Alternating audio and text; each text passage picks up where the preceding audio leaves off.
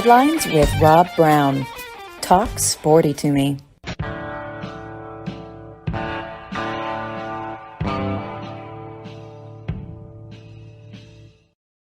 Rob Browne here with you on this Saturday morning, broadcasting live from Orange Beach, Alabama. Beautiful background here, Ono Island. We had that discussion yesterday, how the hell to get its name. We'll talk about that during the show. A lot of football being played today, tons of it all over the country, and we've got people there. Ken Capps, Football Writers Association of America, is live in Tuscaloosa. He is there covering Texas and Alabama. Alabama trails in that series, 2 wins, 7 losses. And it's unbelievable. And Coach Bryant never beat Alabama, but Alabama won last year on a last-second field goal. This year's game, I don't know if it's going to be as exciting, but Texas is joining the SEC, so get used to this type of matchup because that's what we're going to see a lot of in the future. Also joining us, Kevin Scarbinsky will check in the second segment, about 34 after. Kevin, incredible football writer, also a member of the College Basketball Writers Hall of Fame. He was inducted Final Four weekend down in Houston this past April. So quite an honor. I think he's the first basketball player in Alabama history, first writer to be inducted into the Basketball Writers Hall of Fame. We'll also be joined by Buddy Martin down in Ocala or Gainesville, GatorBaitMedia.com. Great sports writer, just one of the great people, part of this show. We love him. He'll check in with us. And in the final segment, Smiley is going to check in with us, Greg McCrary, from out in Berkeley, California. He's been out there for a few days for the Auburn Cal game. There are games just being played, obviously, all over today. And we're going to try to cover as many of those games as we can. We're here 6 days a week, folks, 25 shows a month. And that's what we do. We talk college football. We do it with the best guests. And I'm going to go ahead and get started right now. Ken Capps, your lighting is much better than mine, but your background is beautiful. I'm sitting here looking at Wolf Bay behind me. I look like I'm in the witness protection program. I'm going to have to get my voice going, Ken Capps. But Ken, you sent some pictures yesterday of you and the great folks there at SEC Nation.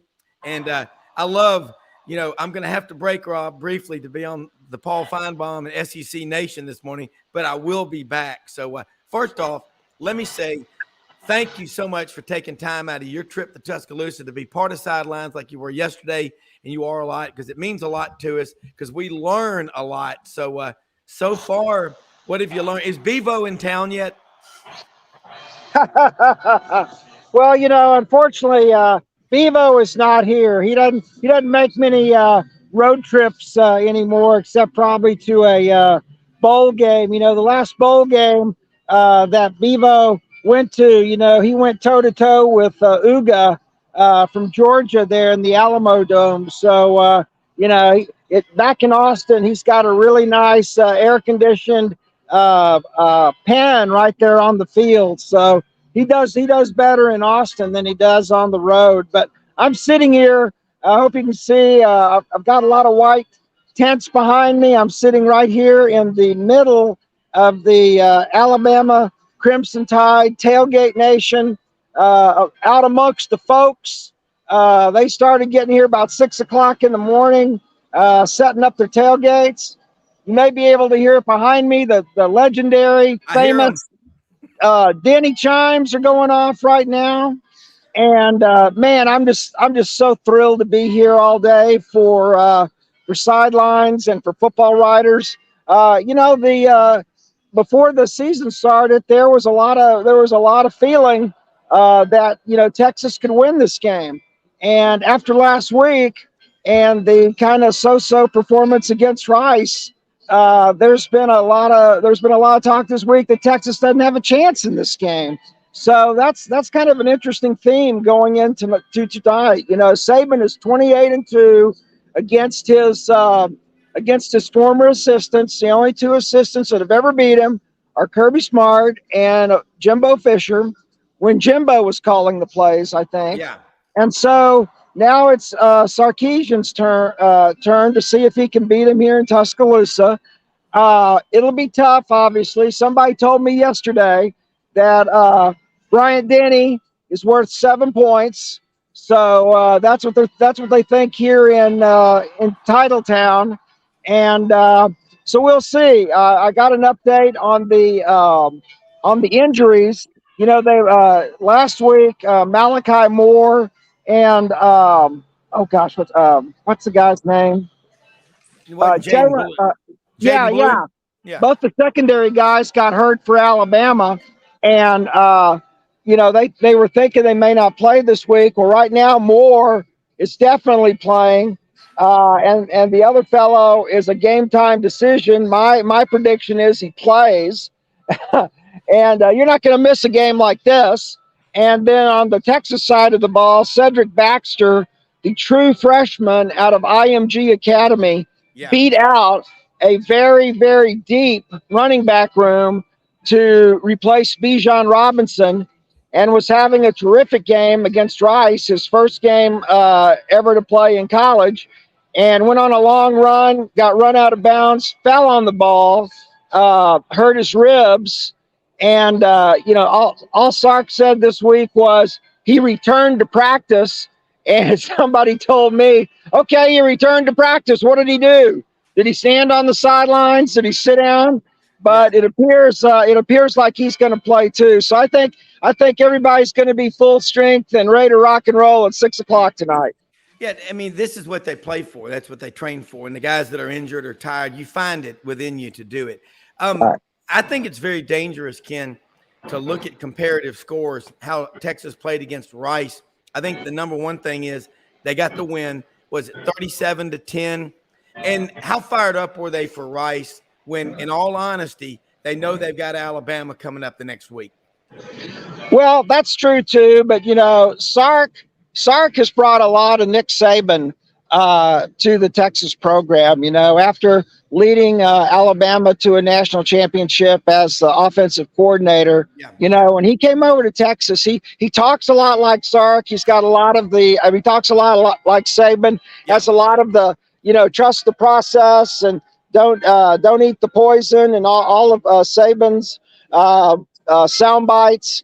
And, you know, he doesn't want them, you know, you're just looking at this game. You're not looking ahead. But it'd be hard for these kids who played so hard last year, and, you know, to have that controversial safety in the end zone not called against Bryce Young, and then to lose it on a 33-yard field goal with less than 10 seconds to play in the game. They'd have to be looking at this game. So it's just going to be who shows up. You know, Texas is a slow starting team. That's been one of the big gripes against Sark last year. And the other big gripe against Sark has been not being able to finish 4 quarters. You know, they'll get ahead of these teams, whether, you know, it's a great team or a not so great team. Yeah. Put up a lot of points, then let them come back. And I mean, the one exception to that last year was, you know, beating Oklahoma 49-0. And so either way, it's going to be tough for Texas to win here. There's no doubt about that. But my point is that there was a lot more optimism before the Rice game than there is now. Well, again, the players, that might be on the part of the fans, I would think. I imagine the players are myopically focused on this game. Let's talk about the quarterbacks. You told a great story yesterday about Quinn Ewers, Texas quarterback, and Jalen Milroe, Alabama's quarterback, the connection they have. Well, yeah, it's a very interesting Texas football soap opera. You know, Jalen Milroe is a Texas boy, 4-star athlete from Katy, Texas, and Tom Herman, the previous coach for the Longhorns, recruited him to Texas, and he committed to Texas and was a commit for over a year, or right around a year. Yeah. Well, anyway, 5-star Quinn Ewers from Southlake, Texas, which you like to call is in the Metroplex between Dallas and Fort Worth.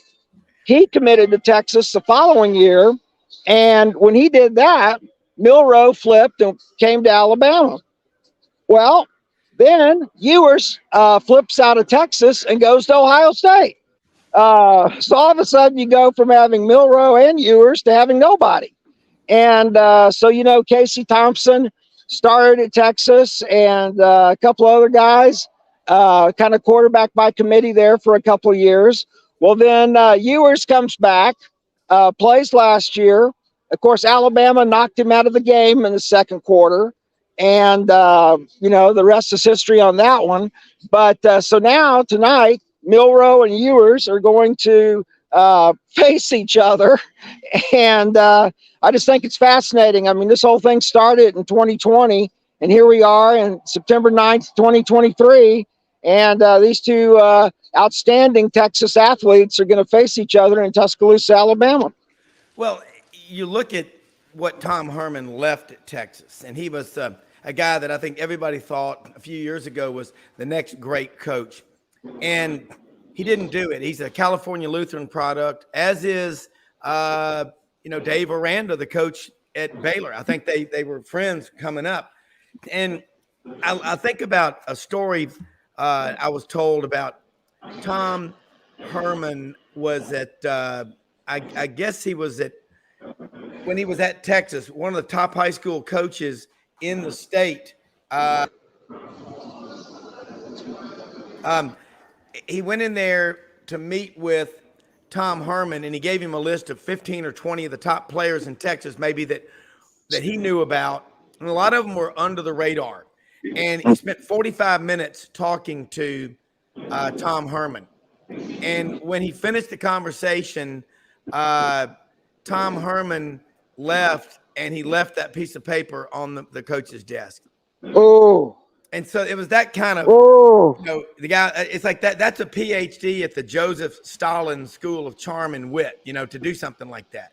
Right. Not in Texas. Hey, wait, I got a lot. Hey, guys, we're on live podcast. Give us all a big loud hook 'em horns. Is that the band? No, that's just a few gentlemen from Austin, Texas. Give the boys from Austin a little shout out there. See, you're on live radio, you're on live podcast. You never know what's going to happen here. No, that really doesn't surprise me. I hadn't heard that story, but he never was a real touchy-feely guy, or a real he wasn't a Mac Brown, he wasn't a Darryl Royal. Yeah. Just like Charlie Strong, who, as you know, that's another great soap opera kind of trivia thing. Charlie Strong, who was the coach at Texas, is now the head coach at Texas, is now a defensive analyst here at Alabama under Kevin Steele. So there's another Texas connection for you.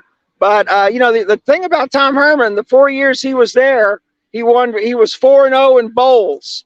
And so that Texas had kind of a mixed history in bowls, but he did win 4 bowls. But he didn't really ingratiate himself to Texas high school coaches or the alumni and donors. And that's a big deal. That's a big deal in Austin, and especially the Texas high school coaches, because there's, as you know, there are so many athletes that there's so many athletes in Texas. You can, the schools in Texas can't hold them all. They go all over the country. And so you really want to make sure that, Texas and A&M want to really make sure that they get the cream of the crop inside the state of Texas. Plus then you've got Tech and TCU and everybody else. And you don't want to let those guys go. And, for so long, it's been happening in Texas, where the top high school athletes, college football athletes in Texas leave the state. Sark is making sure that that's not happening anymore. And if you look at his recruiting classes, especially this year and next year, even, God, they are loaded. And he is what he's doing. Sark is. He got started to get ready for the SEC, where you have what he calls big humans. These ginormous guys on both the offensive and the defensive lines who are, who are going to be able to compete in the SEC and go toe to toe tonight with the Alabama offensive and defensive lines. Well, and I heard a great story about Mac Browne when he was at Texas from a sports writer, and he said that he rides around in a golf cart at practice overseeing things, and he's got boosters coming in daily that want to come to practice that are saying, what can I do to help you? And any top player in Texas, he pretty much had his pick of those players. And then you bring in guys like a Charlie Strong or Tom Herman, who are not the relationship guys that Mac Browne was. Mac was there 16 years. How do you screw it up at Texas? Honestly, you got to work at it, because you're on a gravy train with biscuit wheels, per se, to borrow the great line from Big E, Ernie McCracken in Kingpin. But you really are. And now that A&M got in there in 2012 and Texas is in the league, what's it like in recruiting? Because A&M's been able to say, hey, come play in the SEC. Now Texas can. There are about 400 Division I players a year come out of Texas. Right. So I'm just curious what I can see why A&M did not want Texas in the SEC. Oh, yeah. No, and I mean, it was like that in the Southwest Conference. It was like that in the Big 12, where, basically A&M was getting the players that either Texas didn't recruit or recruited and didn't want. And, that's kind of the thing too. I mean, if you look at, that's kind of one of the things that I'll be interested to see. I've talked to several people here, including Feinbaum, including Laura Rutledge from the SEC Network, including Tony Barnhart, your good buddy, my good buddy from the Atlanta Constitution, and talking about how is Texas and Oklahoma going to fare next year? And, they think Texas is going to fare a little better than Oklahoma. But, I've really watched this over the years. And you think when, Arkansas and A&M came over to the SEC and, kind of thumbed their nose and, told the Big 12 to, kiss some part of the body that we can't talk about here. But they haven't done jack in the SEC,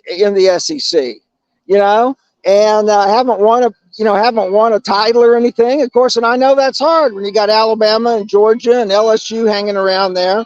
So it's just going to be interesting, because Oklahoma has won more titles than Texas. I mean, that's just the flat out truth. And then a big stat they've been throwing around here the last couple days is that in the last 10 years, Alabama has won 5 national titles, and Texas has had 5 losing seasons. It is hard to believe when you look at Texas. And they put up a graphic on SEC Network last night. Texas and Alabama, Notre Dame, Oklahoma, Ohio State, and Michigan. All of them anywhere between 935 and close to 1,000. Michigan's at 990 victories. But Texas, the Wall Street Journal 2 years ago, when Texas and OU were brought into the SEC, did a story about the brand values of the SEC schools. And it included Texas and Oklahoma in there. Texas was number 1 2 years ago at $1,108,000,000. Bama was number 2 at $1,008,000,000. Number 3 was Georgia, $972 million. Number 4 was Oklahoma at $932 million. And number 5 was Auburn at $872 million. That brand, Texas coming into the league, I mean, and you know it. And you've got a son named Austin, correct?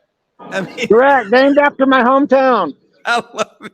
But and your wife is a TCU Horned Frog. Fear the Frogs. But fear the Frogs. In my first marriage, my in-laws were all from Texas. Harlingen, San Angelo, Fort Worth, lived in Round Rock when they were getting a master's at University of Texas. I know that Texas. I mean, you know it a lot more than me, but I think now that they're coming into the SEC, it's going to be so easy for them to focus on the task at hand. And that is road trips like this, 4 times a year are going to be the new norm. Well, and I tell you what's going to be interesting next year. Texas opens the season at home in DKR, Texas Memorial Stadium against Georgia. Boy, it's one thing to open the season against Rice this year, and then you open the season in 2024 against Georgia. That's gonna be a heck of a game. I hope I don't schedule that one at 2:30 in the afternoon when it's 155 degrees on the field. That was the temperature on the field last week, Rob. 155 degrees. The radio guys actually had one of those, mobile weather stations, and that's the temperature on the field last week. That is, AstroTurf may have been the worst thing we ever invented, not just because it was so hot like that, but now the Sprint turf is hot too. But AstroTurf led to so many injuries. Let's play that one next year. Let's just call Greg Sankey right now and just put in a plug for 6 or 7 o'clock next year. Yeah, I think you're right, and it'll be fun to see it happen. But this atmosphere that you're seeing in Tuscaloosa. Texas may have had some losing seasons lately, but look at the crowd. Look at the ticket prices that people are wanting. And there's just, it's like, again, I say this a lot. If someone announced, we've got nude pictures of Marilyn Monroe or Farrah Fawcett to be released that have yet to be released, that's Texas football. That's Notre Dame. Those are those iconic brands that were part of what Keith Donovan, ESPN's college football historian, calls the television aristocracy of the 70s. And that's just what it was. Darrell Royal and Frank Broyles, that relationship. You just think about those type of people and all that, tradition never graduates. That's the thing. Texas right now, if Texas wins this game, it will blow college football up because Texas will be everywhere. It's hard to get a win here. Give me the 3 keys for Texas to get the win tonight in Tuscaloosa. There's a lot of games we want to talk about. Oh, sure. Well, that's an easy one. I'm getting up here to walk over and go talk to Paul Feinbaum, and then I'll be back a little bit. Later. Make sure I don't trip over this police tape here. Okay, so number one is so easy, and it's going to be contain Jalen Milroe. Last week, he scored 3 touchdowns passing and 2 touchdowns running. Not even Jalen Hurts, the SEC Offensive Player of the Year as a freshman a few years back, ever did that. Now, granted, it was Middle Tennessee State, which I know where that is. I used to live in Nashville. It's in Murfreesboro, Tennessee. But still, that was quite a feat. So, Texas has to have somebody like All-American linebacker Jalen Ford just be on Milroe like white on rice every play to make sure that he can't get loose. Number 2 is Quinn Ewers going to be able to live up to his hype? Is he going to be able to complete that deep ball? So far, that was the problem last year, that he couldn't complete the deep ball very often, that is. So they worked on it all spring. They worked on it all fall or summer, I mean. And guess what? Last week, they still couldn't complete the deep ball. And that's such a part of Sark's offense that he desperately wants to have happen. So if he can go deep on Alabama, that will really help. And then number 3, it's definitely going to be what we talk about all the time: turnovers. Can Alabama and Texas stay out of the turnover game? And both Milroe and Ewers not throw any picks, or if they throw picks, what happens? Is somebody going to get a punt blocked? Is somebody going to get a field goal blocked? And, if it comes down to the last 2 minutes of the game, like it did last year, who's going to be able to push it through? So those are my top three keys. And, I don't see Alabama blowing Texas away. I think it's going to be a close game, but who knows? Like I said earlier, Rob, and then I'll shut up and come back a little bit later. Texas cannot start out slow. They can't mess around. They got to come out and just really play fast, Otherwise, they're going to fall behind very fast, and then they're not going to be able to catch back up. Well, and you talked about that. Now you're giving out great information. I mean, your insight, 40 plus years of covering these games is incredible. And I'm with you. The slow start last week, that's normal in a first game. I think fans tend to overreact on that. You're on the big stage. Sarkisian's been here before. I think he's going to be comfortable in this setting. He knows what it's like, and I think his team's going to be prepared. I think it's going to be a really good game. We know how hard it is to win in Tuscaloosa, but teams can do it. And Quinn Ewers, as a quarterback, who do you give the advantage to right now at the quarterback position? Alabama or Texas? This is important. Well, I mean, that's a good question, and I mean, I have to give it to Ewers, only because he's got 11 starts under his belt. This is only going to be Milroe's second or third start. And and the Texas defense is good. This is the best Texas defense in the last 10 years. I mean, literally, player by player, the best Texas defense. And so you may be a stud, and Jalen Milroe is, but you're only making your second start, and you're going up a really great defense. And if you've got somebody that's going to be spying on you, like I said, like a Jalen Ford, that's going to be on your case every play of the game, then there's a possibility you're going to make some mistakes. Yeah, it is. And look, when you got to get on SEC Nation, I saw that picture of you with Laura Rutledge, and it's good to see her back on SEC Nation. And then you'll be on Feinbaum in a second. But I think the whole atmosphere today is what we love about college football. And Ken, I know you got to take a break, but come back as soon as you can, and we'll be ready for you. Just jump back in. I guess you'll be on there for 10, 15 minutes. Yep, I'll see you soon. Thanks, guys. All right, thanks. Kevin Scarbinsky, Ken Capps, Football Writers Association of America, over in Tuscaloosa, walking around, the roving correspondent about to get on SEC Nation. Kevin, missed you last week. We're down in Orange Beach right now, and trying to get shoot with the background in here right now. The lighting, I look like I'm in the witness protection program, but I'm here. You are at Football Central right now. The boys are down in Gainesville. Let's get started. First off, we know that big atmosphere over in Tuscaloosa today. The narrative, I think the people that scheduled the funeral for college football forgot to check in with the fans. I was in Auburn last week for the game against UMass. Record crowd. It was unbelievable. The energy, the electricity. That's what I love about this game. But thank God we got the great writers like you, like Ken, like Buddy Martin that are telling these stories. I think it's time now to double down on true grit journalism. Scarbo knows, the Birmingham lead. People, you miss your newspaper, just subscribe to what Kevin is writing. They do great work.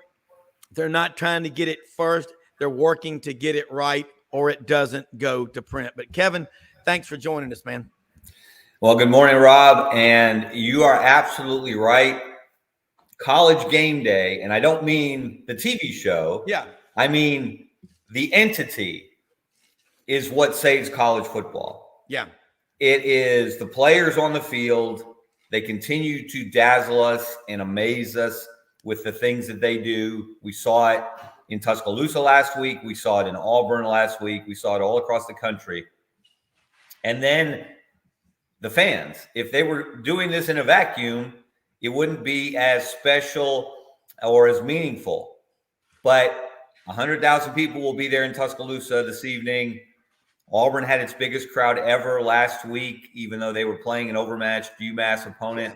That's how excited people are about a new day on the plains with Hugh Freeze being there and the possibilities that now there's an adult in charge as head coach that really understands the SEC and has won in the SEC. So, and the atmosphere tonight in Tuscaloosa, Rob, I'm telling you, there is a difference, and that in most places, I would guess, but in my experience, between day games and night games. I still say the loudest moment I've ever personally experienced in Bryant-Denny was 2005.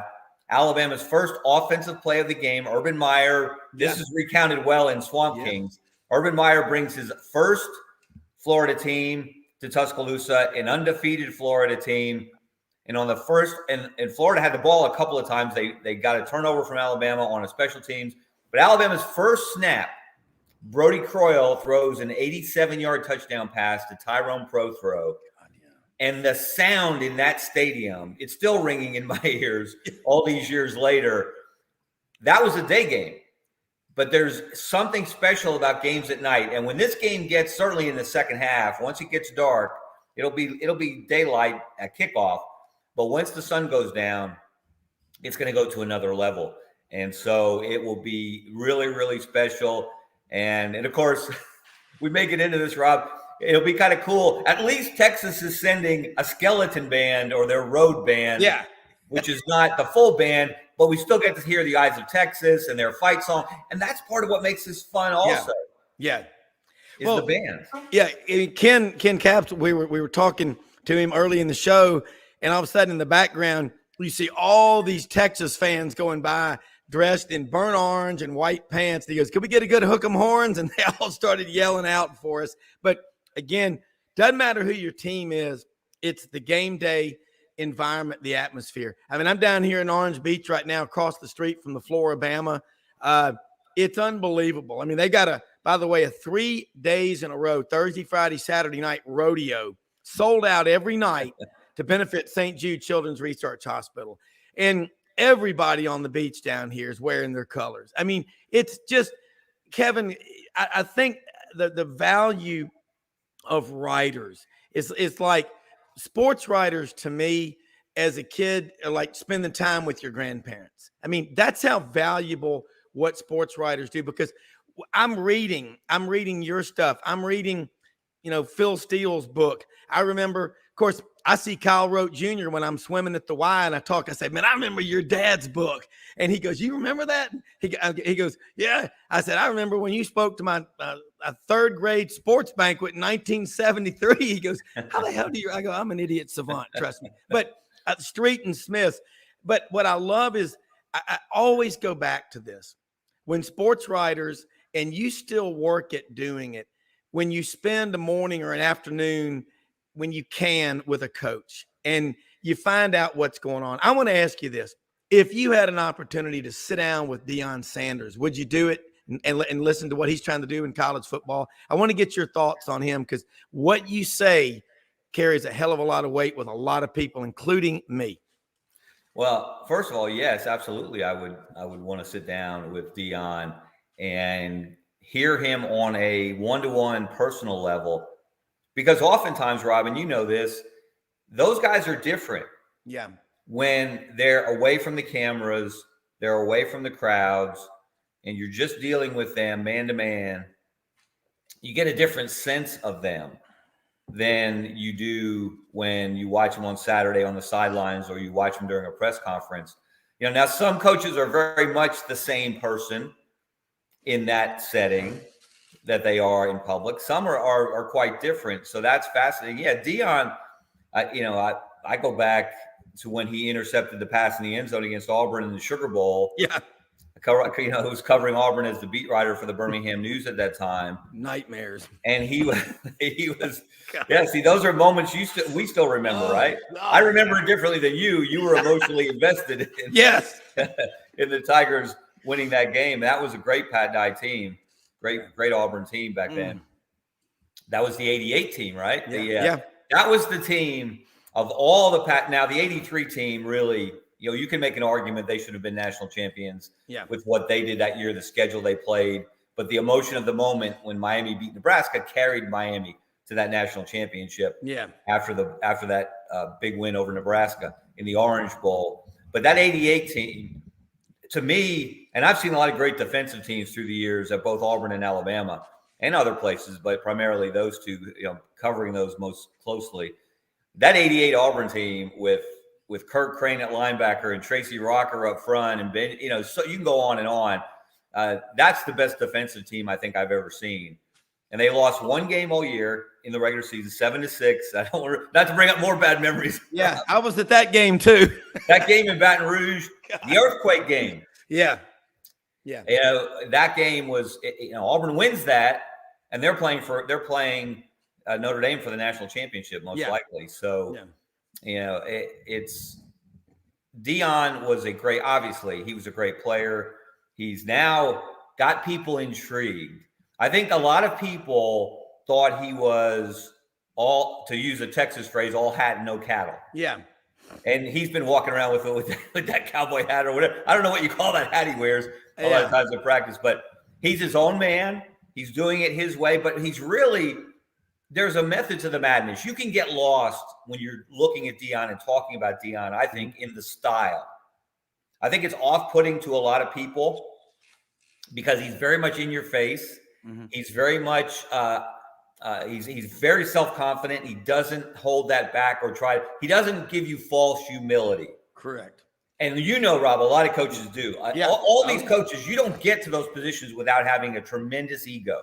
Yeah. But a lot of them keep it under their hat. They mask it to a great degree. They display a false humility.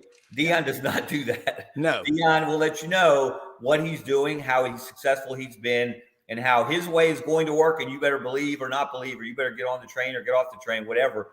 And so he's really shaking up the establishment. But what he's doing primarily is embracing the rules of the game the way it's played now. And I don't mean on the field.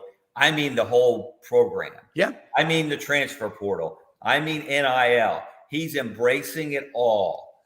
And he's resonating with young men in terms of recruiting. And I think that's only going to get better as they have success on the field. He's a guy that I think he would connect with a lot of young athletes and a lot of families. I watched an interview with him, Rob, on the Pat McAfee show back in the spring. Can you do me a favor? Hold that thought. Sure. We got to hit a hard break here. I want to hear this because and also he's really bringing a lot of eyeballs to college football. That's the key. Okay, hold that thought about the interview with Pat McAfee. We're going to be right back after this quick break. Sidelines with Kevin Scarbinsky and more after this.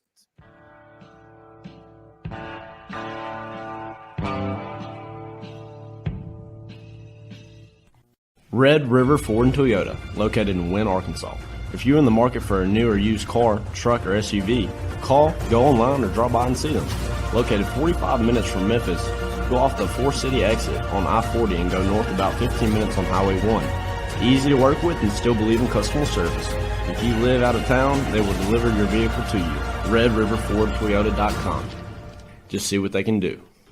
Strengthen your seed zone this spring with quality tillage equipment from House Industries. Located in Cherry Valley, Arkansas, House Industries specializes in manufacturing superior equipment that will minimize your downtime and keep you working in the field. To ensure the highest quality control, all design, fabrication, and testing takes place in a 99,000 square foot manufacturing facility located right here in the heart of the Delta. Locate your nearest House equipment dealer online at houseindustriesinc.com. House Industries, breaking ground. Sidelines with Rob. Unbelievably, every 2 minutes in our communities, a child is either bought or sold for sex. I am Ari Dickey, board member for the Nashville Anti-Human Trafficking Coalition. Join me and millions of others in our fight against human trafficking and for its victims by helping to educate the most vulnerable among us, our middle and high school students. Go to nhtcoalition.org, become a partner, and help keep our families safe, because none of God's children are for sale.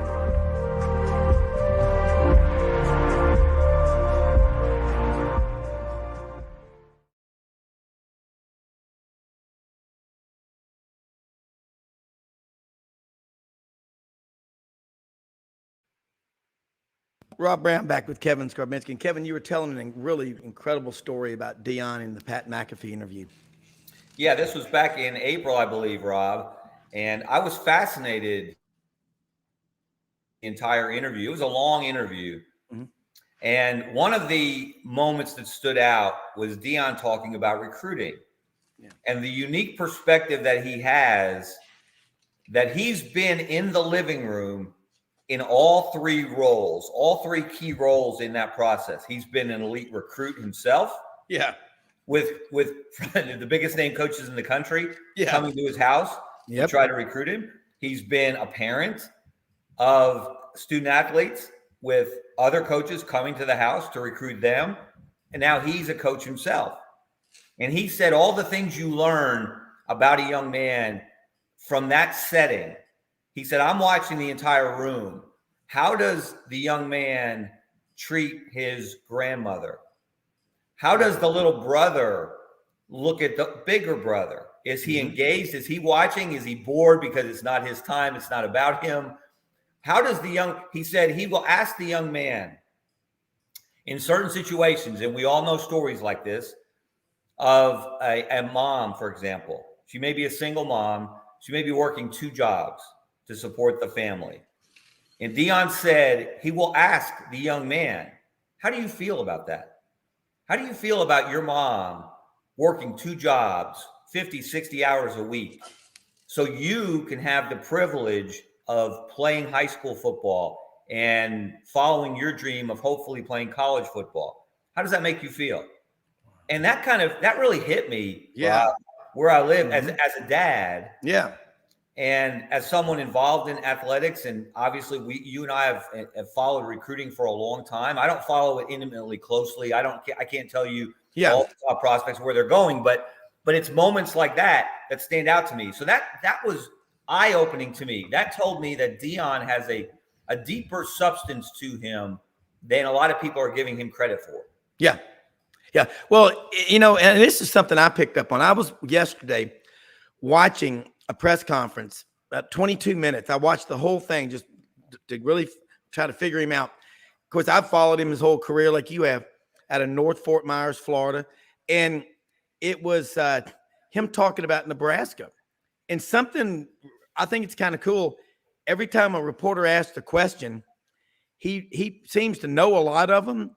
And he'll say something about you. How's your foot doing? He goes, yeah, I know how you feel. I got the boot on.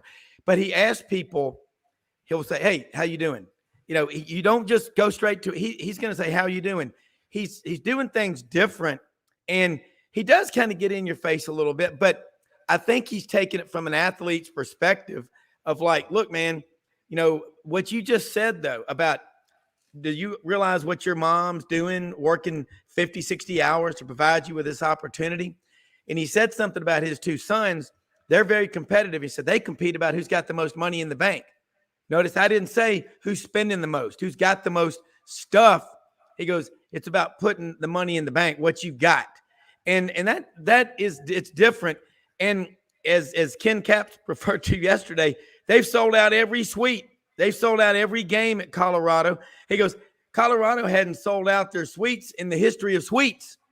And I pointed out that's the most relevance on Colorado since they legalized marijuana. I mean, it is, Boulder is on fire with college football.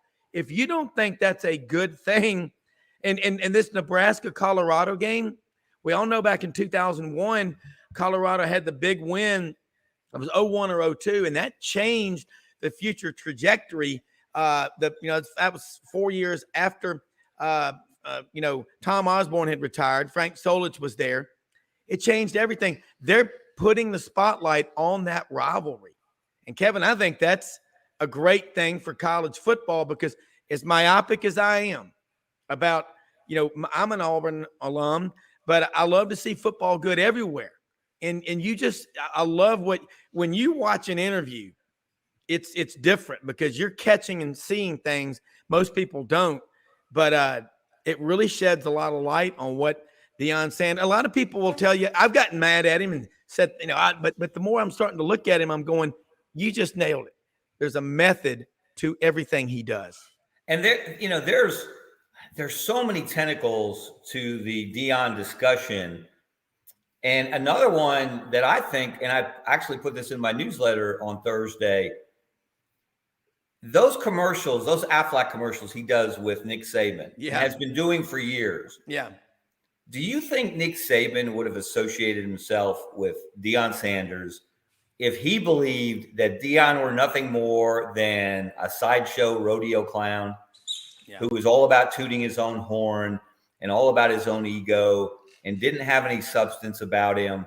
You think Nick Saban would have paired up with him? I don't. No. I think, and Nick, and to me, that's been a tremendously beneficial relationship, probably for Aflac, because they continue to run these spots and create new ones every year, and you can't miss them. They are really stepping up as a sponsor of college football. Yeah. They were all over. You couldn't, I don't know how many times they ran those spots last weekend, but they're burned in my brain. I love this. I love the buffalo coming into the picture at the end. Deion's new buddy, Ralphie. The deal with the Gap goat. But anyway, that's been a great. Think about what that's meant to Deion Sanders, because obviously that's credibility by association. Mm-hmm. Nick Saban and Nick Saban, and this blew my mind, Rob. In a USA Today article, I didn't see it at the time, appeared last Friday, the day before this big upset of TCU that has everybody buzzing. And Nick Saban was quoted in that article. They were talking about the Aflac commercials. Yeah. And Nick Saban said of Deion Sanders, I have about as much respect for him as any coach in college football. Wow. And I was blown away. I don't know how that didn't go viral. I hadn't seen it before. Yeah. I was working on the newsletter earlier this week. And what a statement that is. And then the converse, Nick Saban is about to be 72 years old on Halloween. Yeah. But yet he continues to recruit at a very high level. Nobody seems to care or even ask the question very much. Is he going to be here for all my 3 or 4 years if I go to Alabama? No one seems to think of him as retiring anytime soon. Yeah. He's got street cred, if you will, with the younger generation. Correct. Part of that is, hey, he's hanging out with Deion Sanders. Yeah. He's doing these TV spots with Coach Prime. Yeah. And Coach Prime must think Nick Saban's pretty cool to hang out with him. So again, it's been that's a telling relationship. And of course, the ultimate Hollywood story, Rob, would be Colorado puts together a dream season, not unlike Auburn in 2013. Yeah. Gets to the playoff and meets who? Alabama and Nick Saban. Wow. You can't. That would be the ultimate. That would be beyond anything a Hollywood scriptwriter would come up with. But it's the kind of thing college football gives us on a regular basis. And with the Hollywood screenwriters on strike right now, it's up to them to do it. But I'll tell you something else. The impact. Think about, and I know this is a deep stretch, but Nick Saban, a regular celebrant at Mass. How many students at Alabama you think get out of bed in the morning and go to Mass and go, I'm going to Mass. I might see Nick Saban. Might get to offer the sign of peace. I mean, you're right. And I'm looking here. I just think it's neat. And no conference has benefited more from all this expansion and realignment in the last few years than the Big 12. When we thought, I remember that day we were all there, July 20th or 21st of 21 at the Winfrey Hotel over in Hoover. It looked like, oh my God, the Big 12 is just going to disappear. And Bob Bowlesby, they reacted so quickly. And also, I remember Jimbo Fisher just up there on the podium right when someone asked him about Texas, and he goes, "I'm focused on Texas A&M." That's what he focused on. But a lot of fun stuff happening in college football, and I think you're right. Nobody's going to be associated with someone that would if Nick Saban knows coaches and Deion, he'll drive you crazy. I know people that have interviewed him, and they'll say he's this or he's that, and I understand that, but I'm seeing through all that, and what he's doing is he's empowering a lot of people to want to participate in college football and to watch college football. And the more eyes and the more TV sets that are turned on, that's a win-win for everybody. It really is, and especially in that part of the country, with what happened to the Pac-12, what's happening to the Pac-12. And maybe its best season in forever this season in what's going to be the last year of the Pac-12 as we've known it. For Deion to bring that spotlight out west, that's only good for college football, because obviously a lot of people, and Greg Sankey's expressed this, it's not the best situation for the sport to have all of the focus on the Southeast, to have everyone talking about Alabama and Auburn and Clemson and Florida State, et cetera, et cetera. and ignoring what's happening out west because, the performance isn't there. The production isn't there. Yeah. But if you can get some excitement going out west, if USC and Caleb Williams can have the kind of season they may be capable of, Washington looks dangerous. Colorado is the wild card. When they start playing teams like they play USC in a couple of weeks. How big is that game going to be, especially if Colorado is undefeated when they get there? And even if they're not, that game is going to be huge when Colorado and USC play. So I think it may be, I'm not 100% certain, Rob. I think it may be in Boulder. So, but wherever it is, there or the LA Coliseum, that's going to be a massive game. So it's great to see meaningful games happening outside of the Southeastern footprint. Well, it is. And again, we down here in the Southeast love to see the focus on it. And it'll continue to be. I mean, it's not like we're going to not be seeing and hearing a lot about Southeastern football and all like that. And again, we're going to bring our intern on from the Auburn Plainsman, second year, a sophomore, 6 foot 182 pounder, William Halliday from Memphis, MUS. He writes for the Plainsman, and I wanted him to come on. He normally comes on Fridays, but this year the class guides aligned against us. He normally comes on Fridays. He started with us back around December of last year as the intern, but he has a class at 9 on Fridays, and we don't want him to miss class. But no. I want him to learn, and I know he's going to have some questions for you because you're one of the better sports writers in America. And am I correct in saying you were the first and the only sports writer, and there are a lot of great ones in Alabama sports writing history, to be inducted into the Basketball Writers Hall of Fame? That was a hell of an honor, April of this past year out in Houston, the weekend of the Final Four. So, yeah, I know you can impart your wisdom on him, and you've got kids his age. He's a sophomore, so yes, you're an empty nester now. You got 2 Gators, whatever. But now, is your wife into college football like we are? No, it's fascinating, Rob. No, she is not interested in the least. She can't tell. She'll ask the most off-the-wall questions because she's not really into the game, which is probably why we've still been married after 2 decades plus. Is that we don't argue about college football. Yeah. Because we don't argue about my opinions on certain subjects. We have different disagreements on other subjects, as all couples do. But no, she is. Now it's funny. This is such a mom thing. So our older son, Kaiser, always was his dream to go to Florida I went to graduate school there, as you know, many, many moons ago. Yeah. And Kaiser, from a young age, not because I was a fan, because you can't be a fan as a writer, but of a particular team, really. But he just liked the Gators. I think he liked the mascot. Anyway, his whole room so it's his dream. He gets admitted, which is a tremendous accomplishment. It's very hard to get into Florida. They were just ranked the #1 school in America, public university, in a ranking by the Wall Street Journal this past week. So, but Cindy, my wife, she orders a blow-up Albert the alligator. That's about, I don't know how tall that thing is, 7 to 8 feet. Cow. So on Saturdays, even though the boys aren't here, Cannon now is in Gainesville with Kaiser, our younger son. Yeah. We blow up the gator, just to have, just to feel like, it's almost a kind of a fan thing, but it's just fun to see the gator blown up either outside in the backyard, or in the family room where we watch the games. It is fun. I mean, and these mascots, Albert the alligator, you name it, Albie the tiger, whatever, Big Owl in Alabama, Smokey, that dog. I remember last year at the Tennessee-Alabama game, we're watching.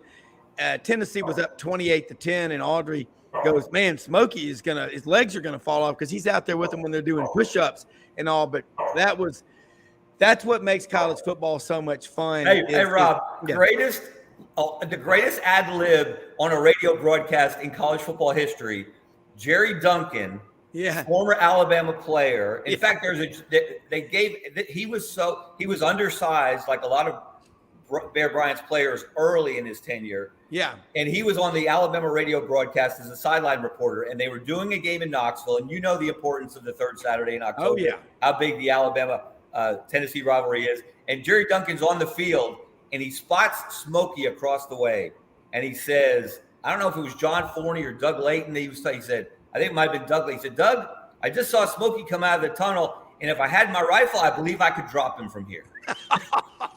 I mean, who would even think of that? Yeah. But that tells you the depth of that rivalry. That one comment tells you the depth of that rivalry. It does. Even in a joke. It does. And William, you're on with Kevin Scarbinsky, the Birmingham lead, Scarbo Knows, Basketball Writers Hall of Fame up in Birmingham. And I said, you know what? I know you probably got questions as a young writer. This weekend, Auburn's out in Berkeley, California. And I saw where there was a call to action, William and Kevin, from the Cal Berkeley students to bring the hippies in and all that's what makes college football so much fun. And we're going to have Greg McCrary, a.k.a. Smiley, checking in with us around 9:32 this morning Central from out in Berkeley, California. But, William, let's get your take real quick on that Auburn at Cal game. We don't know that much about Cal. Most people don't.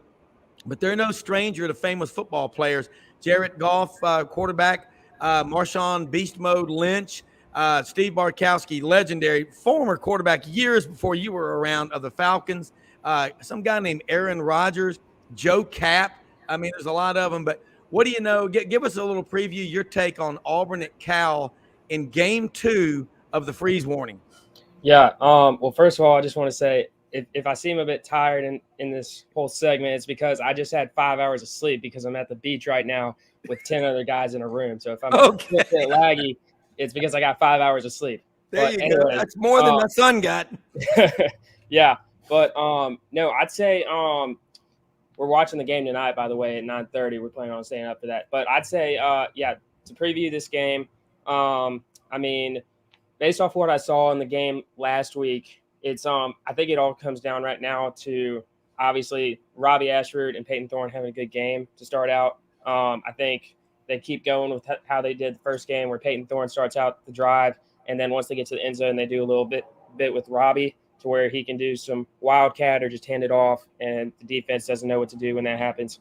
But then for our defense, we got to start out, or Auburn's got to start out strong, just to where they're not letting anything go by them the first drive. That's what happened to them when they played UMass, and the quarterback for them was running all over them first drive, and they were able to score a touchdown. So if you could start out with a stop on defense, hopefully, preferably a 3-and-out, I think that'll get them confident in themselves and be able to hold them to not as many touchdowns. Again, I don't know. You know, Cal last week, Kevin, played North Texas State, held them to 42 yards rushing, but they had 669 yards of offense. We all know about those games where a team wins 63-0, and then the next week is lucky to put up 14 points against a quality opponent. Your thoughts on this Cal-Auburn game, Kevin? Well, that did get my attention last week because North Texas is a quality football program. You know, they've been right there as a contender in Conference USA along with UAB. That's given me a little bit of familiarity with them in recent times. So that opened my eyes when I saw what Cal did to North Texas. But Williams got it right on the head. How the theme of the season really for Auburn to me is going to be that relationship with Peyton Thorne and Robbie Ashford. How well do they continue to mesh? How well does Hugh Freeze push the right buttons there in terms of that rotation? How do you use those guys? Because they each obviously have skills, and they have complementary skills. Thorne's a better passer. Ashford's a better runner. And how well you mix that, and they mixed it beautifully against UMass, and the way they used Robbie Ashford. Look, Robbie's a weapon. I've been saying that for a long time, that if he has the right attitude in that role, they're going to be dangerous. They're going to be a headache for defensive coordinators and defenses in general. And how do you stop those guys? How do you deal with those guys? And so that, to me, is the key to the Auburn offense. They should be able to run the ball consistently well. And we'll see when Jarquez Hunter gets back in the mix. But they've got a solid running game. And you know, one thing that really, I think, caught people by surprise almost last week, and the impact it had, was this new clock rule where this clock does not stop after first downs, except in the last 2 minutes of the first and second halves. So the games seem to be going by more quickly. Hugh Freeze even commented on it. Hugh Freeze doing an interview on the sideline while Robbie Ashford scoring a touchdown behind him. They came back to action a little late, I guess. And you saw Ashford in the end zone in the break between the first and second quarters. And even Hugh Freeze at that point said, we only had 2 drives in the first quarter. It just seemed like the game went by much quicker. So if you can run the ball, especially against better opponents. Now, Auburn is a better has more talent than Cal and should. But when they start playing the Texas A&Ms, the Georgias, et cetera, you can run the clock. You can shorten the game. You can compete with more talented opponents. And that's what Auburn is going to have to hang its hat on this season. Yeah, let's do this. We're going to take a quick commercial break, and I want to say something about one of our sponsors, RumbleBoxingGym.com, 1835 Union Avenue, Midtown Memphis, located right on the corner, Union and McLean, open every day of the week, 5:30 in the morning. They do these classes, 48 people in the classes. You're talking boxing, 15 3-minute sessions, 45 minutes, great workout, all your calisthenics, dips, planks, push-ups, dumbbells. Then you're hitting those 250-pound bags. Do yourself a favor. Go on our website, sidelines.live. Check on the Rumble Boxing Gym hyperlink and join now. They have student discounts. This is the first of 3 locations. I've done the workout. I'm going to be doing it more and more in the future. It is well worth the money. We're going to take a quick break, be back for hour number 2. Great football discussion. We've got Kevin Scarbinsky, the intern, William Billy Ray Valentine Halliday, live from the beach. And we're at Orange Beach right now looking out over Ono Island. And how'd they get that name? Florida and Alabama, 1916, there was a hurricane, and the landmass got reconfigured. And they said, this is ours. And Florida said, oh, no, it's not. And Alabama said, oh, no, you're wrong. It is. It's Ono Island. It's part of Alabama. We'll be right back. Hour number 2.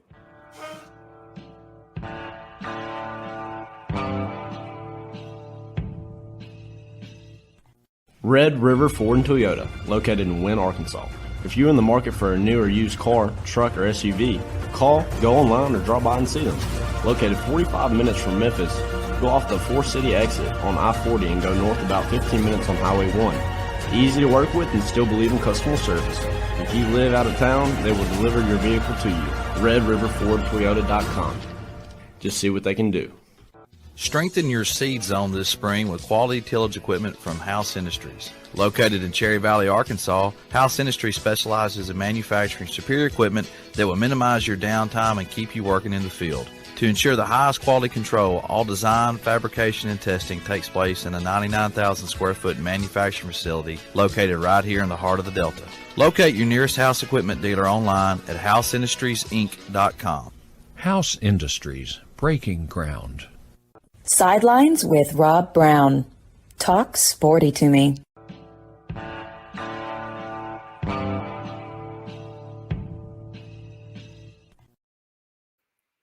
Rob Browne back here with you. And Kevin, I did confirm it. You were right. Southern Cal will travel to Boulder, Colorado, September 30th to take on the Buffaloes. So that'll be, I mean, they're going to be a lot of, I don't know how many times ESPN Game Day is going to be in Boulder or doing a Colorado game, but they are pulling a lot of eyeballs on the national set. You know, and Kevin. Hey, Robin, that's going to be a big day. And William, that'll be a big day on the Plains because the 2-time defending national champions will be in Auburn that day on the 30th. Exactly. So, and that will be – Auburn's got to take care of business tonight. So, and Kevin, you're giving great takes. I like what you said about Hugh Freeze, the delicate balance. And Doug Dean of the AU Dose was on with us yesterday talking about the job that Freeze has done with his quarterbacks. That's something he's really good. Some coaches don't know how. They don't know what buttons to push at the right time. But, you know, you're right. And that's a funny point.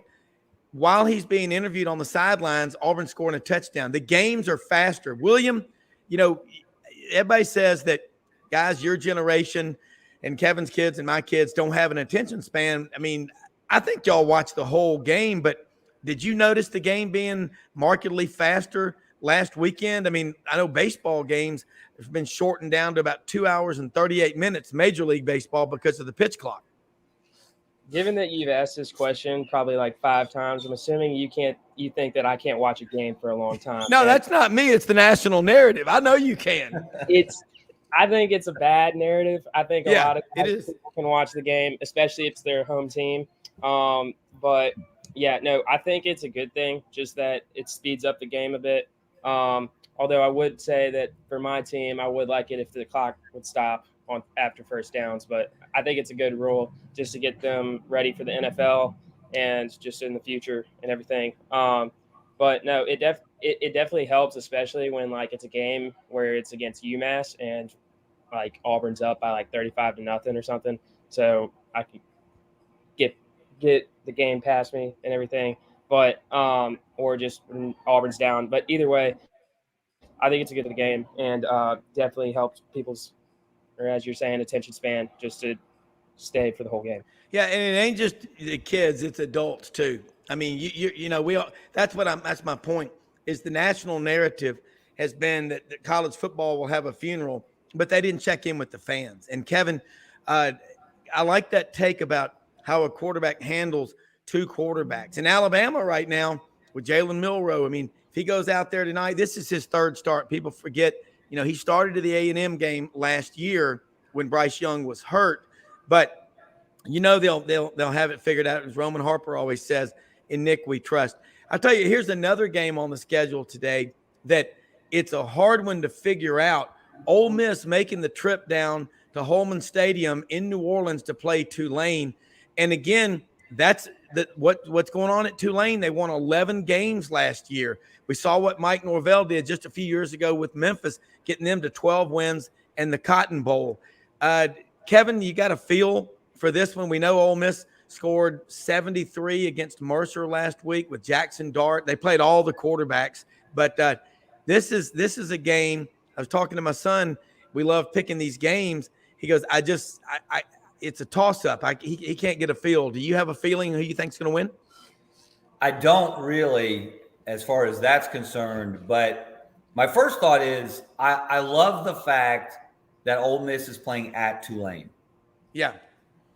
You know, you almost never see SEC schools go on the road against teams from conferences that are not Power 5 conferences. We almost never see them even play Power 5 road games, and Florida may never do it again after what happened at Utah. But to go for Ole Miss to agree to go to Tulane, what that means to the Tulane program is fantastic. So kudos to the administration for agreeing to do that in the first place. And secondly, Tulane is a quality football program, as you said. They're the favorites to win the AAC this year. I'm anxious to see that league. UAB, of course, its first year in the AAC. I'm anxious to see some of those conference games when teams come to Birmingham. But that's a game that you cannot overlook if you're Ole Miss. You can't just expect that you're going to walk in there and win no matter what you do. So you better have your mind on your business at kickoff today when that game begins. Otherwise, Tulane is perfectly capable, as they showed last year in the bowl game, they're perfectly capable of beating a Power 5 opponent. And they could beat Ole Miss if Ole Miss doesn't play well. Yeah, and we talk a lot about the Sun Belt Conference and these different leagues. They all want to win too. And that's one thing, when you get to the games and you're down on field level and you see the athletes and you're going, wow, these guys are all D1 athletes. They're all on scholarship, and every one of them wants to win. That's why the old squeeze your hand as hard as you can. Now squeeze it a little harder. That's what you're up against on a football Saturday. Let's bring in one of the best sports writers in the country. Well, we got a bunch of them. This is awesome. Buddy Martin down in Ocala in the studio. Gators play today. We know that Gators did not start off well out in Utah. They've had time to break it down. That's a tough place to play regardless. I mean, you go on the road. I admire Florida for playing a tough game. But, buddy, your takeaway from the Gators' first game and where they're going from here? You got a couple hours? Yeah, we're all ears. Well, let's just suffice to say it was disappointing. There were some good points, not many. A lot of lowlights. Team wasn't ready to play. Gator Nation got angry because their hopes were getting up again. And Billy owned it all, says my fault. I own it. We made a lot of mistakes. And the worst thing was they shot themselves in the foot. At a time when Utah didn't have Cam Rising or the starting tight end. So there were some good things. The defense is going to get better. He gave up a 70-yard bomb on the first play. Not a good way for Austin Armstrong to start his career at Florida with a 70-yard bomb. But it was disappointing, and a lot of fans want to see now what's going to happen. In East State, you won't be able to tell much about that. But the following week is Tennessee, and we'll see. And if he wins that game, I think it might be all is forgiven. Please come home, Billy. So that's where you are on that. And I've had some really interesting conversations with Urban Meyer. We do a show every Friday called Best Fridays in Football with Urban, and ask him a lot about that situation. You're hearing his name mentioned in circles now about things. Not going to happen. We had him on yesterday. But anyway, I got to take this call. I got Terry Bradshaw. I'll be right back. That's pretty cool. I got to leave. I got to take a call from Terry Bradshaw. I'll be right back. That doesn't happen to me very often. But in talking about Billy Napier and the Gators, Kevin, looking from 10,000 feet, what was your impression of the Gators in Utah? And again, not to say, make an excuse, but Kyle Whittingham in his 18th year at Utah, he took over for Urban Meyer when Urban Meyer left. They've got a hell of a football program out there, man. They're really good. They've always got some Samoans and a bunch of badass athletes on that football team. But, God, they've won the last 2 Pac-12 championships. It's not like they were playing UMass. Well, the biggest disappointment is that one of the attributes that Billy Napier possesses and has earned a positive reputation about is his organization, his attention to detail, his overall stewardship of the program, that he sees the big picture as well as the small detail. And Florida came up short in so many ways in the organization of the game, the first game. The ultimate example was the 2 number 3s on the field on the punt that extended Utah's second touchdown drive. Gators would have gotten the ball back. Instead, they give it back to Utah, and they go on and score. And all of a sudden, now you're in a deeper hole after that long touchdown that Buddy mentioned on the first offensive snap. So the organization didn't look crisp. It was far from it. Well, Kevin, one of the worst things, the one you're talking about, this is a critical play when they had 2 number 3s on the field at the same time.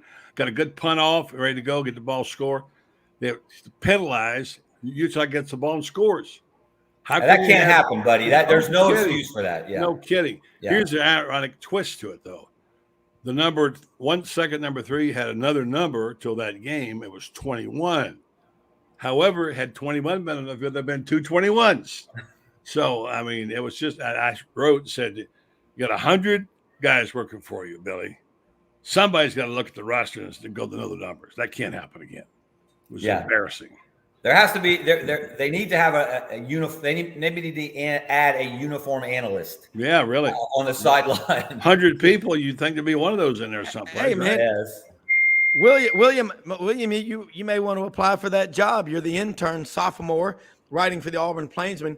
You got Buddy Martin, veteran sports writer, and you got Kevin Scarbinsky above you. William, you watch a lot of football. I mean, we're talking about this, and you played sports all your life. You look at Florida, you look at Tennessee, you look at all these programs. There's so much money. What is it about Florida, Billy Napier, that you think, hey, they're going to turn this thing around and win every game on the schedule, or not? I think they can definitely turn it around. One, because I know Tennessee, because I grew up a Tennessee fan, and they usually choke a lot of the times in big games, and it's happened before. I mean, Tennessee hasn't won a game at Florida in a while. Is it 2 decades? I don't know. 2001. 2001. It knocked Spurrier out of the national championship too. Yeah, that was before I was born, so wouldn't have any recollection of that. Wait a minute, wait, hold it right there. Here's your first lesson, okay? Take this down. Sure. Never say I wasn't born. Can you read? Do you study history? Yeah. Learn about it. I wasn't here when World War I came around, but I know about it because I read about it. That's true. So always say, don't ever say I wasn't born. All right? All right. That is a good point. I love that. I like it. Yes, sir. But no, I think they could definitely turn it around against Tennessee, especially when I mean Joe Milton. He was solid in game one, but I don't know if once he gets up to a bit, in my opinion, better competition, SEC play against Florida on the road. I'd like to see how he does then, but that's where I think Florida can turn it around with some big plays, and the crowd will get into his head, and that would be the best game probably to turn it around and just to make sure that and where people would start trusting Billy Napier again. I've got a question, Rob. I've got a question for Buddy on about Billy. How much discussion is there down there, Buddy, about him as his own offensive coordinator and whether he should go ahead and at some point, you wouldn't do it in the middle of a season, I wouldn't guess, but hire a separate coach as offensive coordinator and give up those responsibilities so he can be more of a program manager? A ton of discussion, all right? Last weekend, our show and my column said he's got to think about an offensive coordinator and a special teams coach, right? I mean, they don't have a dedicated special teams coach, right? 100 people and no special teams coach, okay? So I don't get that at all. I like Billy. He's smart. He works hard. He's a good person, and he's learning still on the job. But you can't. One man, I don't think anymore today, can be the head coach, call the ball players, be the quarterback coach. You can't do all that. So at some point, the realization is going to hit him. He's going to have to go find somebody. Yeah. Yeah, and I'm just saying Ken Capps is with us right now. He's been in Tuscaloosa. He is in Tuscaloosa. I think you were just on there on Feinbaum's show. Buddy, you just nailed it, though. 100 analysts on that Florida payroll and, a uniform analyst or something like that. I never thought about that. But whose responsibility is it? And I've seen that. How many times do we see two guys on the field at the same time on the team wearing the same jersey number? Well, first of all, it's the NCAA's fault, okay? I hate that. In fact, they should never start with double numbers. I hate it. But secondly, if they're going to be part of the game, you better damn well have somebody who keeps track of it. And especially early on when you're changing numbers. First of all, why do you keep changing numbers? Give a guy a number of the year and leave it that. Stop changing them. Anyway, It was this really stupid mistake, or a couple of really stupid mistakes. That's one, as Kevin said, was inexcusable. And where we go from here, I'm going to have to duck out, guys. I got to go back to the phone here. I'm sorry. Okay. But what has to happen now is that he's got a lot of really good young players. He's got three terrific freshman wide receivers. You saw one of them in Trey and Wilson. Just a little bit of him. You'll see a lot more of him. There's two other kids in there who are really good players.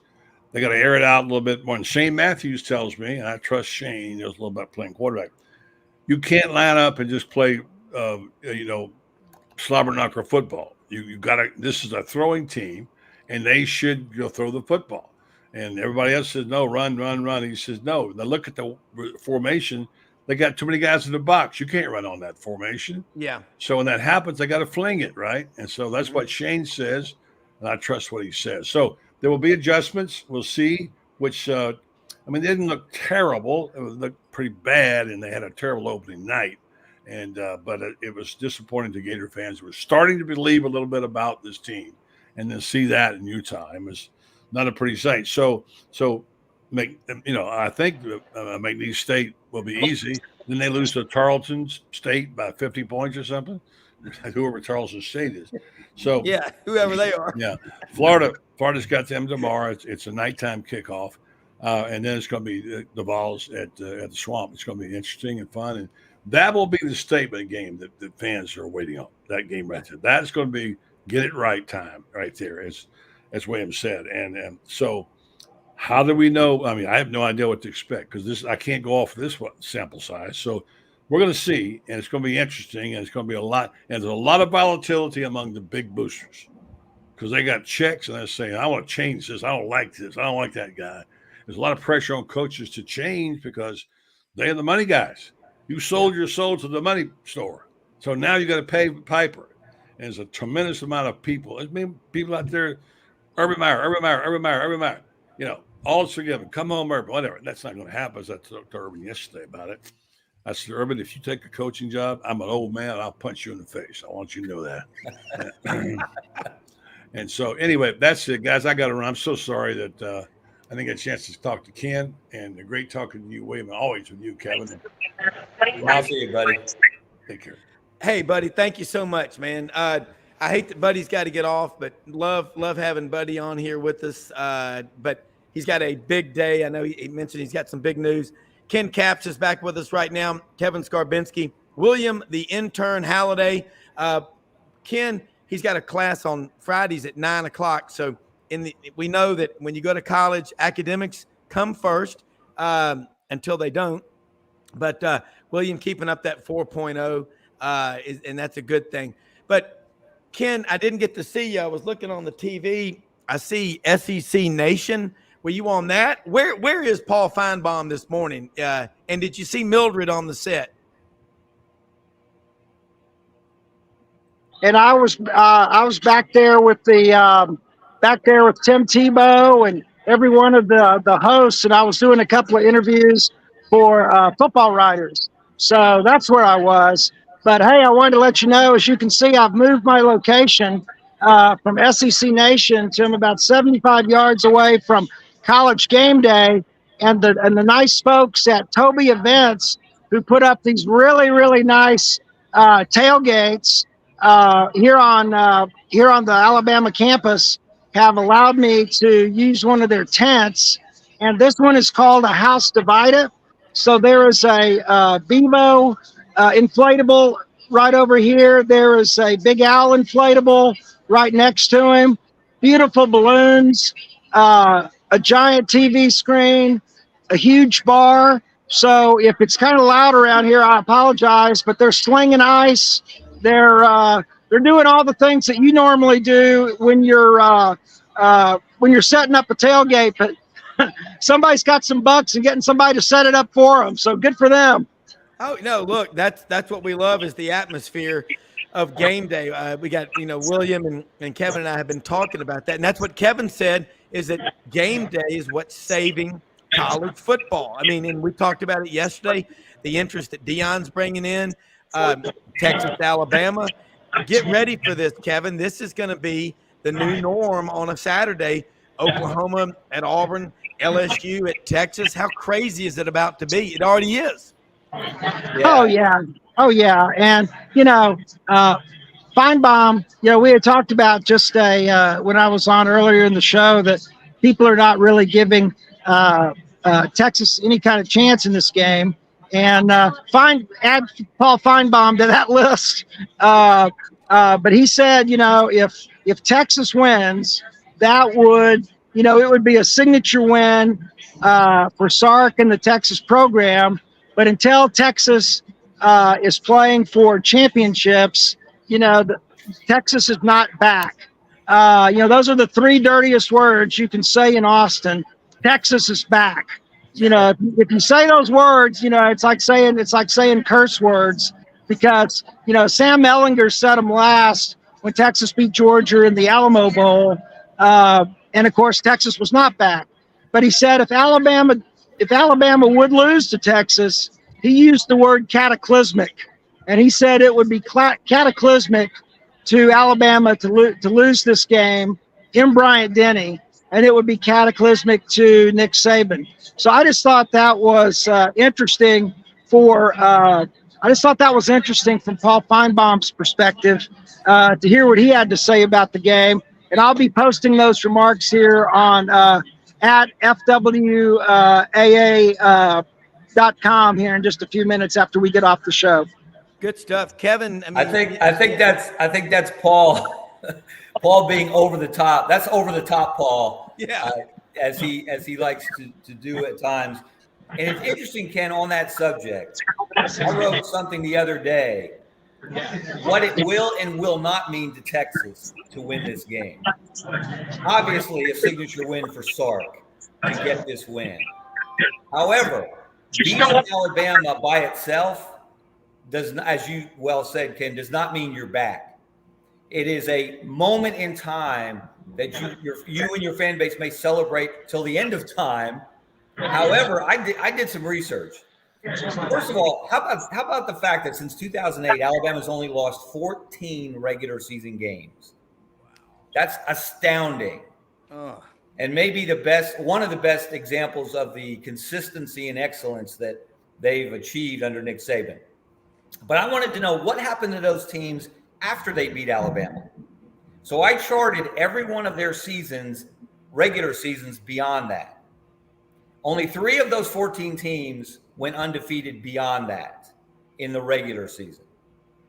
Only 2 of the, and all 3 of those teams were led by Heisman winners. Cam Newton at Auburn in 2010, Johnny Manziel at A&M in 2012, and Joe Burrow and LSU in 2019. Only 2 of those 14 teams went on to win a national championship. Auburn, obviously, in 2010, LSU in 2019. This is the most astounding one to me. The winning percentage of those teams combined in the regular season after beating Alabama and then where they went from there. After they beat Alabama, those teams combined were 76-12. That's an 86% winning percentage. After beating Alabama, they were 36-23, which is only a 61% winning percentage. So think of 2014 Ole Miss, 2015 Ole Miss, 2010 South Carolina with Stephen Garcia, where they did go to the SEC championship game where they got beat badly by Auburn, but none of those teams were quite the same. Most of those teams, I should say, not none.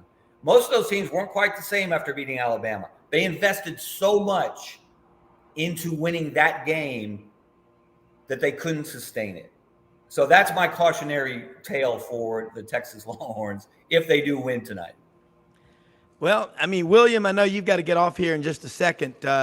What's your take on that? I mean, you've grown up pretty much since your formative years with Nick Saban winning 11 or 12 games every year.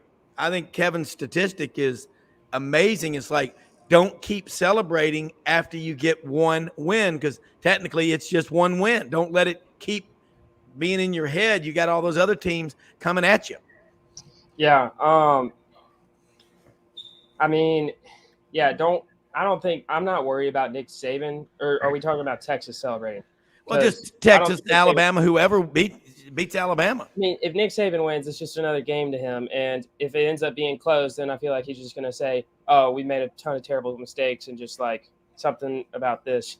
But anyway, like, I don't think if Nick Saban wins, yeah, it's just going to be another game to him. And then if Texas wins, I mean, yeah, it's going to be game changing. But like, I mean, they were just as close last year. I mean, and just there, if Quinn Ewers was able to play in the second half, I mean, I think Texas knows it can beat Bama, especially with Bryce Young gone and how close they were last year, even though they were at home. But just, I definitely think just it's a big win either way. But at the end, like, to me, it's just another game in a way, just where it's 2 really good teams going at it and playing. I don't know if it's necessarily going to like entail any college. It's too early in the season to say anything about CFP or anything, but to me, it's just another big game, and that's all it is to me. So you can't get overhyped about it. I mean, Ken, yeah. I think that's an interesting take. Yeah. Built from the Sark, built from the Nick Saban mold, here at Alabama, has really tried to keep the hype down for his players. But after that game last year, the safety that wasn't a safety, I mean, the safety that turned out to be, overturned, and then that gut-wrenching 33-yard field goal there with less than a minute to play. Nobody's forgotten about that.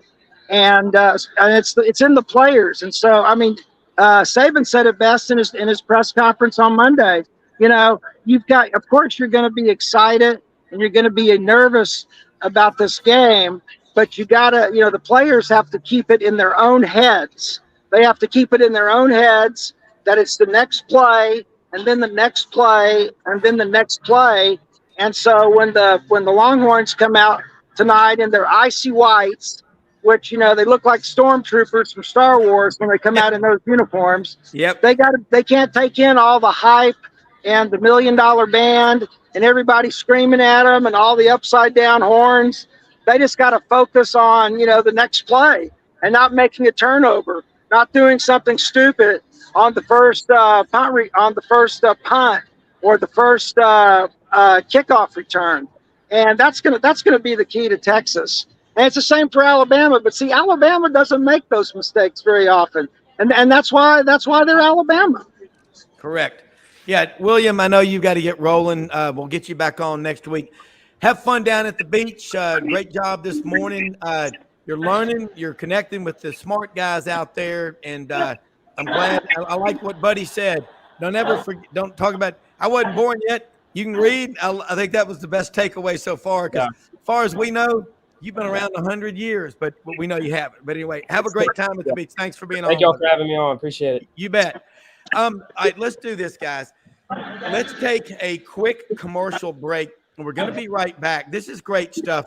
And before I do it, just running down the schedule today, Vanderbilt has Wake Forest, Ball State, and Georgia. Not much to talk about there. That's a public beheading. Eastern Kentucky and Kentucky, not that bad, but I look for Devin Leary to have a big day. We talked about Ole Miss, Tulane. We're going to come back and talk a little about Texas A&M, Miami, Kent State, Arkansas. That should be a public beheading. Austin Peay, Tennessee, not much of a game there. Middle Tennessee State at Missouri, Grambling at LSU, McNeese at Florida, Arizona at Mississippi State, Furman at South Carolina, and Auburn at Cal. So when we come back, I want to get y'all's thoughts on A&M and Miami, among some other games, with these great sports writers, Ken Capps and Kevin Scarbinsky. And Smiley, Greg McCrary, is going to check in with us also from out in Berkeley, California, hanging with the hippies. We'll be right back. Unbelievably, every 2 minutes in our communities, a child is either bought or sold for sex. I am R.A. Dickey, board member for the Nashville Anti-Human Trafficking Coalition. Join me and millions of others in our fight against human trafficking and for its victims by helping to educate the most vulnerable among us, our middle and high school students. Go to nhtcoalition.org, become a partner, and help keep our families safe, because none of God's children are for sale.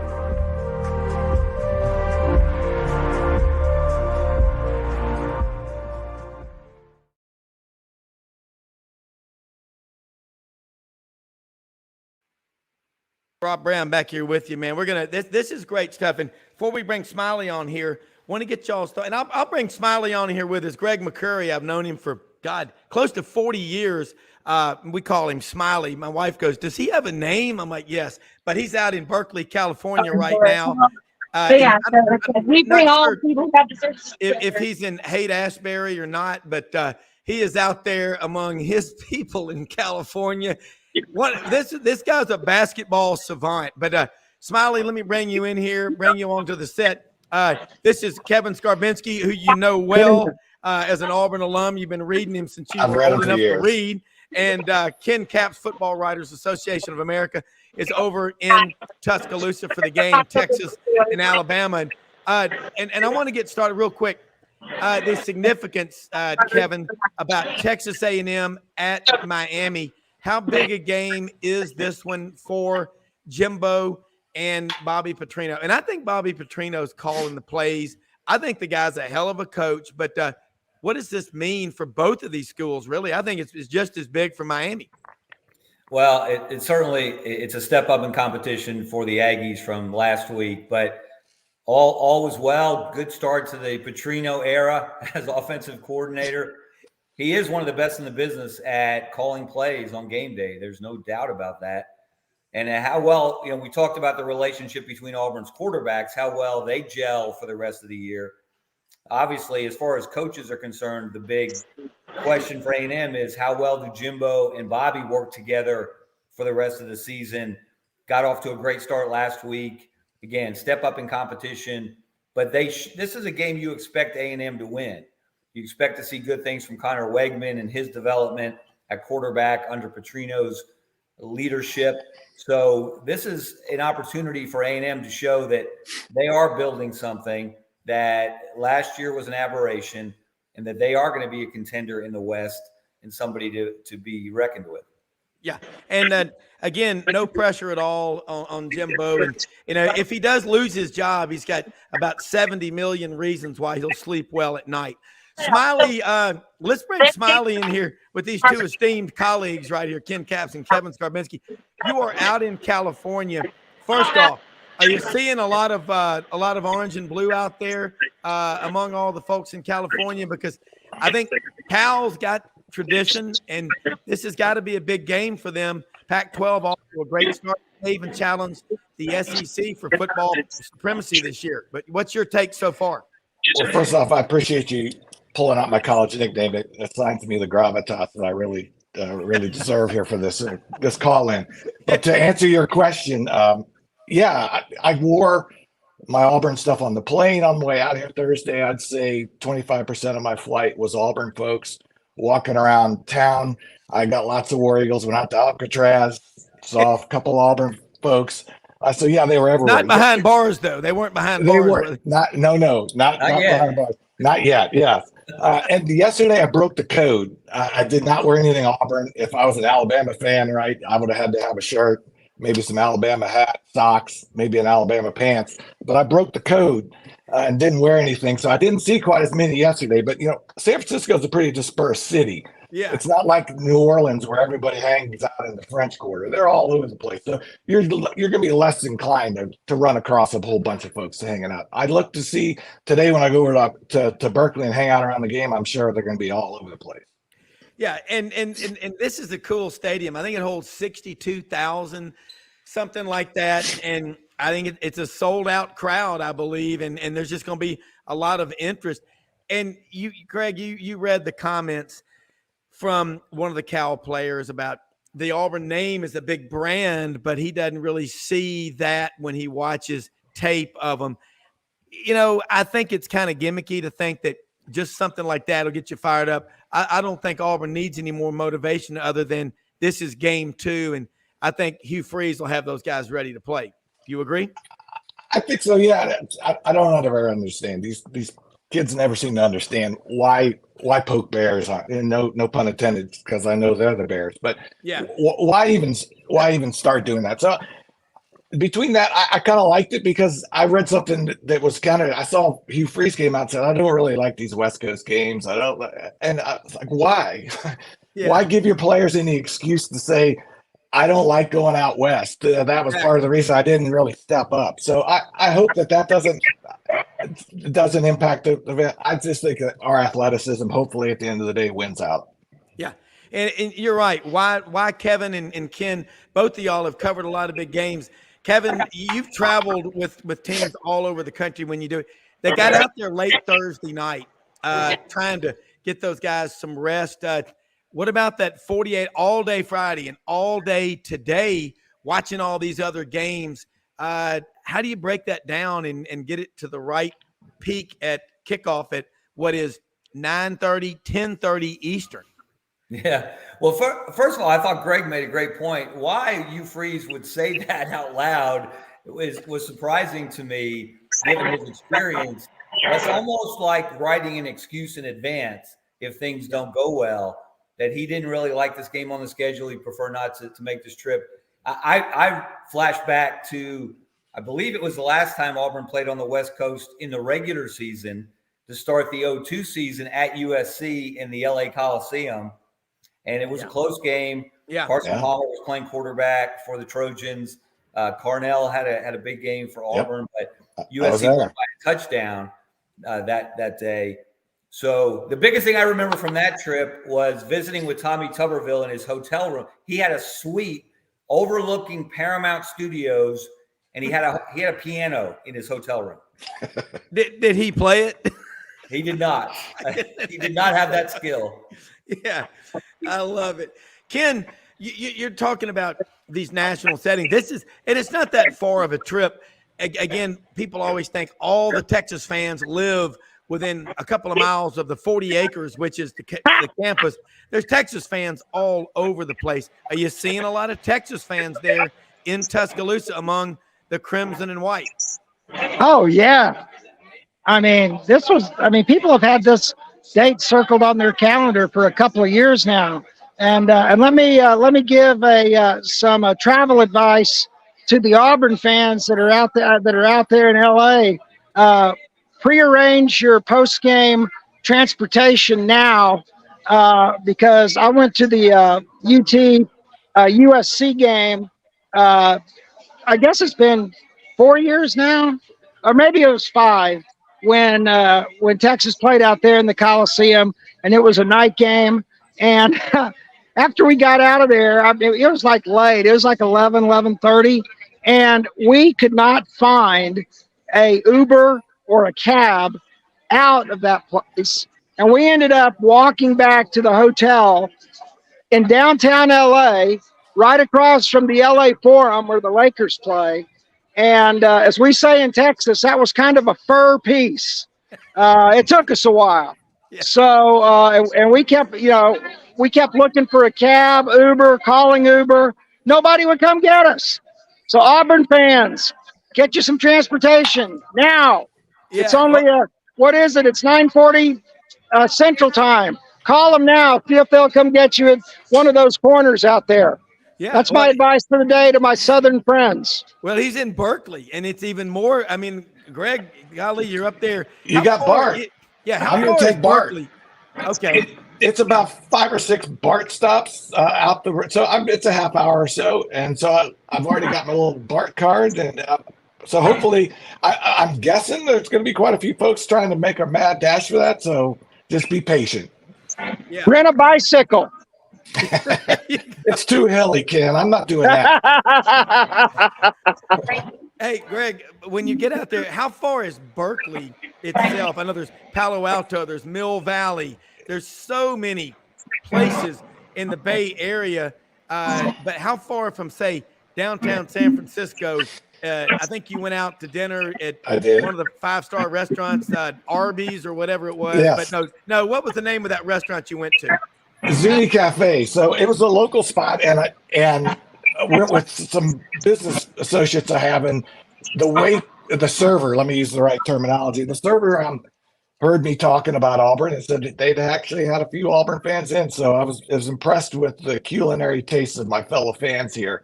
But to answer your question, Berkeley's across the bay. So it's on the east side, East Bay.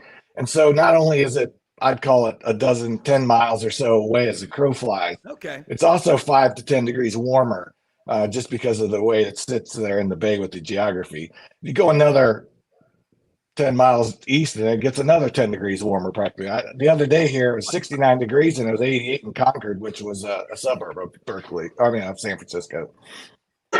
Well, any truth to the rumors that at that 5-star restaurant, in advance of all the Auburn fans coming in, they had boiled peanuts on the menu? I did not order them. I know this is sacrilegious, and some of my fraternity brothers are on here. I do not like boiled peanuts. I don't understand boiled peanuts. Why take a perfectly great nut and make them mushy? It just doesn't make any sense. I totally understand. Kevin, you've lived in the wiregrass. I grew up in Pottsville, Pennsylvania. Graduated from high school there, moved to Ozark, Alabama, in one of the biggest culture shock experiences you could have. And our neighbors across the street came across, and again, I was getting used to the accents. So I didn't understand the Southern drawl. And the neighbor said, I want you to try some of these bald peanuts. I thought he meant bald, like no hair. I didn't know what bald peanuts were, but I knew I liked peanuts. I bit into them, and I said, it was the worst taste I've ever had in my life. I said, these are wet. Why are these peanuts wet? And he said, it's because they're bald. And I didn't know he was saying boiled in a Southern accent. Well, I mean, they sell them out of the back of a pickup truck, but they're okay. But I've never quite gotten into them. It's like chitlins. You say, you know how you cook them? You boil the spit out of them. I mean, it's just there's certain things, if you're going to eat them, And that's not what you really do. You're boiling the you-know-what out of them. But it is a strange type of deal. Ken, jump back in here. We got Greg Smiley McCrary out there in Berkeley, California. And I think the cool thing about this is fans traveling all over the country. That's the cool part about college football, interacting with one another. I mean, there'll be people up in the trees tonight and hippies and stuff, and it's going to be not quite like a Dead show or a Panic show, but it's going to be close to it for a lot of these people. Well, I wanted to ask Greg a question. Isn't there still one guy that escaped from Alcatraz they haven't found yet? They never found him. They assume that he didn't make it because of the currents and that water's like 55 degrees. So trying to swim a mile plus out in that, yeah. But you're exactly right, Ken. It allows people to have whatever kind of ideas and conspiracies that they want. Well, next time I come out there, I'm going to look you up. Would you take me on a tour out there? Oh, sure. I'm not an expert. I've only been out here a dozen or so times, but yeah, absolutely. I appreciate it. I love. You come to Texas. You come to Texas. I'll give you a good tour in Dallas of South Fork and take you to some good barbecue, and I'll reciprocate. But hey, here's my upset alert for the day. I think Tulane is going to take down my buddy Lane Kiffin and Ole Miss. Wow, that would be could happen, man. Yeah, college football. I mean, you're starting to see with the portal guys, these kinds of upsets can occur because Tulane's brought in guys like, who are these guys? We don't know. It's hard to pick a roster. I mean, that's the thing we all used to know is the depth chart. Ken Capps on the record, Tulane takes down the Fighting Kiffins. Well, and I love Lane Kiffin. I love the Ole Miss program and what he's doing with it. But I just think Tulane is a very underrated team. When I watched them play last year in the Cotton Bowl against USC, I was just stunned by their speed. And I think they've got a very good chance of winning that game. And back to Miami and A&M, that game reminds me a lot of this game of Bama and Texas. You know, if A&M wins that game, that's going to be a huge win for them. And if they lose that game, I want to see who takes the blame for who's calling the plays, Petrino or Jimbo Fisher. You know, does Jimbo take the credit if they win the game, or if they lose the game, does he say, that was all of Petrino's plays, blame him. So I'll be interested to see the post-game press conference on that one. Yeah, that'll be a fun one. Kevin, you got an upset alert for today in college football, or two of them, and then I'm gonna go back to Greg and see what he's got. I don't have an upset alert, but I do have a prediction on tomorrow's headlines. If Auburn wins a close game, especially if they have to drive late to win the game, how many escape from Alcatraz headlines are we going to see? I like that one. Smiley, what about that? I like that. Give us a score, your prediction on what you think is going to happen. The Auburn Tigers at Cal tonight, as Ken brings up, look at that horn. Look at there. This is unbelievable. But Smiley, let's give it. This is a high-dollar tailgate. They've got nice table decorations and everything, man. I may have to, if I'm not in the press box, I may have to slip back out here and just hang with these people. It looks like a fun crowd. You can't go wrong with that. Smiley, let's get a prediction on the Auburn Tigers and the Cal Golden Bears tonight at 10:30 Eastern kickoff. Yeah, I think I wouldn't mind. I wouldn't be surprised if I saw that both teams kind of feeling each other out early, maybe a little bit of a defensive struggle early on. And then I tend to think Auburn's going to come out ahead around 27-17, something along those lines. There'll be a good bit of scoring there in the last half. And then if we win, I'm going to celebrate with one of Kevin's Pottsville, Pennsylvania's Yingling beers. They're top notch. It is. I used to think that was a Chinese beer when I was younger, and I realized it's the oldest brewery in America, Yingling, Pennsylvania. And Kevin, located right next to St. Patrick's Catholic Church. There you go. Where I went to church, where I went to St. Patrick's grade school, and the brewery is literally right next to the church.